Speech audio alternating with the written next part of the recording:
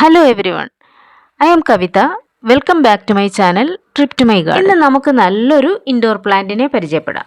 ഇന്നത്തെ വീഡിയോയിൽ ഈ ചെടിയുടെ സയൻറ്റിഫിക് നെയിം, അതിൻ്റെ കോമൺ നെയിം, അതിൻ്റെ പ്രത്യേകതകൾ, ഇതിൻ്റെ എങ്ങനെയൊക്കെയാണ് അത് വളർത്തേണ്ടത്, അതിന് പറ്റുന്ന മണ്ണ്, അതിൻ്റെ വാട്ടറിങ്, അതിൻ്റെ ലൈറ്റ് കണ്ടീഷൻസ്, പ്രൊപ്പഗേഷൻ, അങ്ങനെ ഒത്തിരി കാര്യങ്ങൾ നമ്മൾ നോക്കുന്നുണ്ട്. അതുകൊണ്ട് നിങ്ങൾ വീഡിയോ സ്കിപ്പ് ചെയ്യാതെ അവസാനം വരെ കാണണം. നിങ്ങൾ ചാനൽ സബ്സ്ക്രൈബ് ചെയ്തിട്ടില്ല എന്നുണ്ടെങ്കിൽ ചാനൽ സബ്സ്ക്രൈബ് ചെയ്യുകയും ചെയ്യണം. ഈ പ്ലാന്റിനെ നിങ്ങളൊക്കെ കണ്ടിട്ടുള്ള പ്ലാന്റ് ആയിരിക്കും. നിങ്ങൾക്കിതിൻ്റെ പേരറിയാമോ എന്നറിയില്ല. ഇതിൻ്റെ സയൻറ്റിഫിക് നെയിം ഡ്രസീന സർക്കുലോസ എന്നാണ്. ഇതിനെ സാധാരണയായിട്ട് നമ്മൾ വിളിക്കപ്പെടുന്ന പേര് ഗോൾഡ് ഡസ്റ്റ് ഡ്രസീന എന്നാണ്, അല്ലെങ്കിൽ സ്പോട്ടഡ് ഡ്രസീന എന്നും വിളിക്കും. നല്ലൊരു ഇൻഡോർ പ്ലാന്റ് ആണ്. അതിൻ്റെ ലീഫിൻ്റെ ആ ഫോളിയേജിൻ്റെ വേരിഗേഷനും ആ ഫോളിയേജിൻ്റെ ബ്യൂട്ടി കൊണ്ടാണ് അത് നല്ലൊരു ഇൻഡോർ പ്ലാന്റായിട്ട് നമുക്ക് വളർത്താൻ ഇഷ്ടം തോന്നുന്നത്. നല്ലൊരു വെറൈറ്റി ഉള്ള വേരിഗേറ്റഡ് ആയിട്ടുള്ള ഒരു ലീഫുള്ള പ്ലാന്റാണിത്. ഈ പ്ലാന്റിന് മറ്റൊരു പ്രത്യേകത എന്ന് പറഞ്ഞാൽ ഇത് വളരെ സ്ലോ ഗ്രോയിങ് പ്ലാന്റ്. വളരെ സ്ലോ ഗ്രോയിങ് ആയതുകൊണ്ട് തന്നെ ഇത് നമുക്ക് ഇൻഡോറിൽ വളർത്താൻ വളരെ നല്ലതാണ്. കാരണം ഇൻഡോറിൽ എത്ര നാൾ ഇരുന്നിരുന്നാലും അതിന് വലിയ ഹൈറ്റിലേക്കൊന്നും വളരില്ല. ഒരു ഹോളിലൊക്കെ നമ്മൾ സെറ്റ് ചെയ്തിരുന്നാലും നല്ല ഭംഗിയായിട്ട് അത് ബുഷായിട്ടൊക്കെ നമുക്കവിടെ വളർത്താനായിട്ട് പറ്റും. പക്ഷേ നിങ്ങളൊരു ബ്രൈറ്റ് ഇൻഡോർ തിരഞ്ഞെടുക്കുന്നതായിരിക്കും ഏറ്റവും നല്ലത്.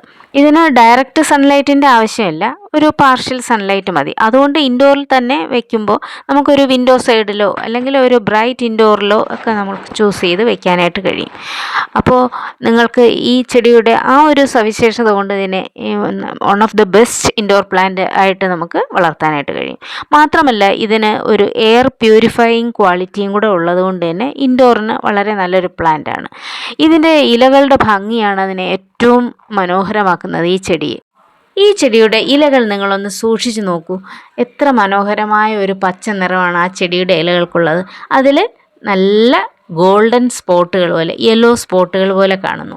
അതുകൊണ്ട് തന്നെയാണ് അതിന് ആ ഒരു പേര് വരാനായിട്ട് കാരണം. ഗോൾഡ് ഡസ്റ്റ് ഡ്രസീന എന്ന് പേര് വന്നിരിക്കുന്നത്, അല്ലെങ്കിൽ സ്പോട്ടഡ് ഡ്രസീന എന്ന് ഈ ലീഫിൻ്റെ ഈ വേരിഗേഷൻ കൊണ്ടാണ് അതിന് ആ പേര് വന്നിരിക്കുന്നത്. ഇനി ഈ ചെടി എന്ന് പറയുന്നത് ഒരു ഡ്രസീന വിഭാഗത്തിൽപ്പെടുന്ന ചെടിയാണ്.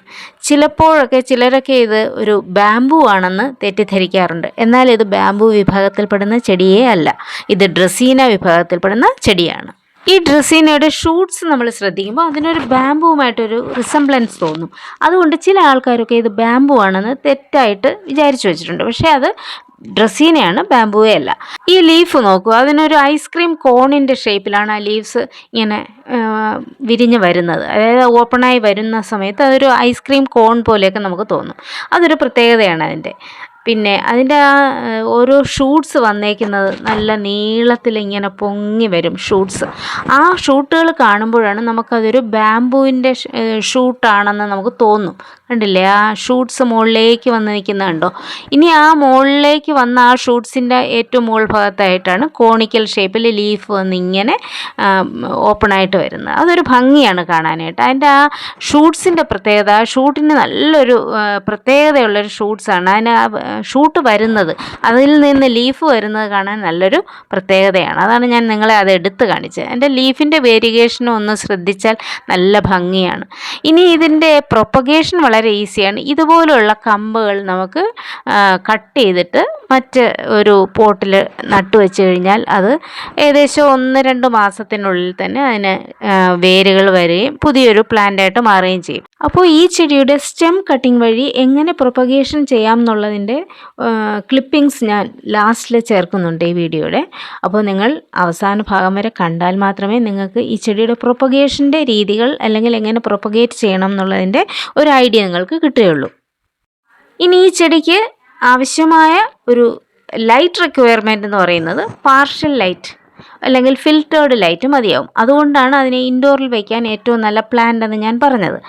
ഇനി ആ ചെടിയുടെ പോട്ടിംഗ് മീഡിയ എങ്ങനെയായിരിക്കണമെന്ന് വെച്ച് കഴിഞ്ഞാൽ നല്ല ഡ്രെയിനേജുള്ള ഒരു പോട്ടിംഗ് മീഡിയ ആയിരിക്കണം. എന്നാൽ അതിനെപ്പോഴും ഒരു നനവും ഉണ്ടായിരിക്കണം. വെള്ളം ആവശ്യമുള്ള ചെടി തന്നെയാണ് ഈ ഒരു ഡ്രസ്സീന.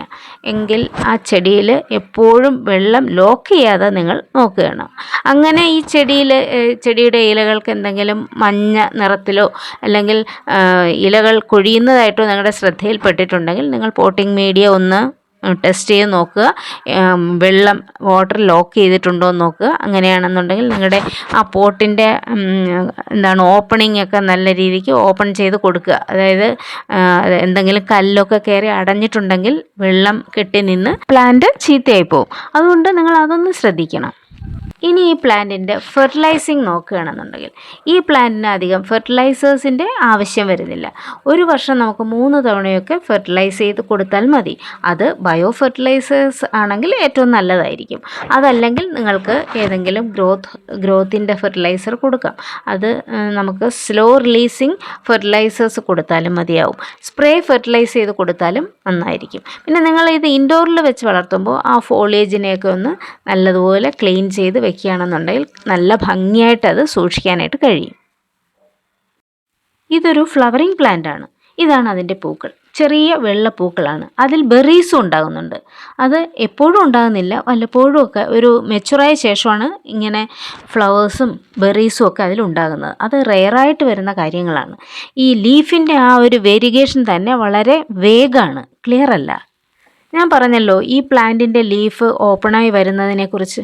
അതൊരു ഐസ്ക്രീം കോൺ പോലെ ആദ്യം വരും, അതിനുശേഷമാണ് അത് ക്രമേണ ഓപ്പണായിട്ട് വരുന്നത്. അപ്പോൾ ഒരു ഭംഗിയാണ് അതിൻ്റെ ഫോളിയേജിൻ്റെ ഓപ്പണിങ്. അത് ഈ ഒരു പ്ലാന്റിൻ്റെ ഒരു സവിശേഷതയാണ്. എൻ്റെ കയ്യിലുള്ള മദർ പ്ലാന്റിൻ്റെ ഡീറ്റെയിലാണ് ഞാൻ ആദ്യം നിങ്ങൾക്ക് കാണിച്ചത്. അതായത് അത് താഴെ ഫ്രണ്ട് ഗാർഡനിലിരിക്കുന്ന പ്ലാന്റാണ്. അപ്പോൾ അവിടെ കുറച്ച് വെയിൽ കുറവായതുകൊണ്ട് തന്നെ നല്ല ഗ്രീനാണ് ലീഫിന്. ഇത് ടെറസ് ഗാർഡനിൽ വെച്ചിരിക്കുന്ന, അതിൽ നിന്ന് ഞാൻ പ്രൊപ്പഗേറ്റ് ചെയ്തിരുന്ന ഒരു പ്ലാന്റാണ്. അതിന് കുറച്ചുകൂടെ ബ്രൈറ്റ് കളറാണ്, ഒരു ബ്രൈറ്റ് ഗ്രീനാണ്, ഒരു യെല്ലോയും കൂടെ ചേർന്ന് വരുന്ന ഗ്രീനാണ്. ഇപ്പോൾ നമ്മൾ അതിനെ പ്രൊപ്പഗേറ്റ് ചെയ്യാനായിട്ട് 2 കമ്പ് എടുത്തിട്ടുണ്ട്. ആ കമ്പുകൾ എങ്ങനെ പ്രൊപ്പഗേറ്റ് ചെയ്യുമെന്നുള്ളതാണ് ഞാനിപ്പോൾ കാണിക്കുന്നത്. നമുക്ക് അത് റൂട്ട് ഹോർമോണായിട്ട് നമുക്ക് ഈ അലോവേര ഉപയോഗിക്കാം. അലോവേരയുടെ പീസ് എടുത്തിട്ടുണ്ട്. അതിൽ നിന്ന് നമുക്ക് മുറിച്ചെടുത്തിട്ട് ഞാൻ 4 ചെറിയ പീസുകളാണ് നടാനായിട്ട് ഉദ്ദേശിക്കുന്നത്. അത് ഈ പോട്ടിൽ ഞാൻ ഇതുപോലെ അലോവേര ട്വിഗിൽ ഇൻസേർട്ട് ചെയ്തിട്ട് നട്ട് വയ്ക്കുകയാണ്. അപ്പോൾ ഇതിൽ ഈ ചെടികളും പൊടിക്കുമ്പോൾ അതിന് പുതിയ ഒരു 1-2 മാസം കഴിയുമ്പോൾ ഇതിന് വേരുകളൊക്കെ വരും. അപ്പോൾ നമുക്ക് ഇതിനെ മാറ്റി പല ചട്ടികളിലാക്കി വളർത്തിയെടുക്കാവുന്നതാണ്. അപ്പോൾ ഇന്നത്തെ വീഡിയോ നിങ്ങൾക്ക് എന്തുകൊണ്ടും ഉപകാരപ്രദമായിരിക്കും. കാരണം ഒരു ഇൻഡോർ പ്ലാന്റും ഒരു ഔട്ട്ഡോർ പ്ലാന്റും പാറ്റിയോ പ്ലാന്റായിട്ടൊക്കെ വളർത്താൻ പറ്റിയൊരു പ്ലാന്റാണ്. ഏറ്റവും യൂസ്ഫുള്ളായ ലെസ് മെയിൻ്റനൻസ് ആയിട്ടുള്ള ഒരു പ്ലാന്റാണ്. അതുകൊണ്ട് ഇത് തീർച്ചയായിട്ടും നിങ്ങൾക്ക് ഉപയോഗപ്പെടും. ഇതെല്ലാം മനസ്സിലാക്കിക്കൊണ്ട് നിങ്ങൾ ഈ ചെടിയെ വളർത്തുക. അപ്പോൾ ഈ ചെടിയുടെ വിശേഷങ്ങൾ നിങ്ങൾക്ക് ഇഷ്ടപ്പെട്ടിട്ടുണ്ടെങ്കിൽ, വീഡിയോ ഇഷ്ടപ്പെട്ടിട്ടുണ്ടെങ്കിൽ നിങ്ങൾ ചാനൽ സബ്സ്ക്രൈബ് ചെയ്ത് ബെൽ ബട്ടണിൽ ഓൾ എന്ന ഓപ്ഷൻ കൂടി എനേബിൾ ചെയ്ത് കാണണം. Hope we will meet in the next video. Till then, tata, bye bye and see you. I am signing off for today.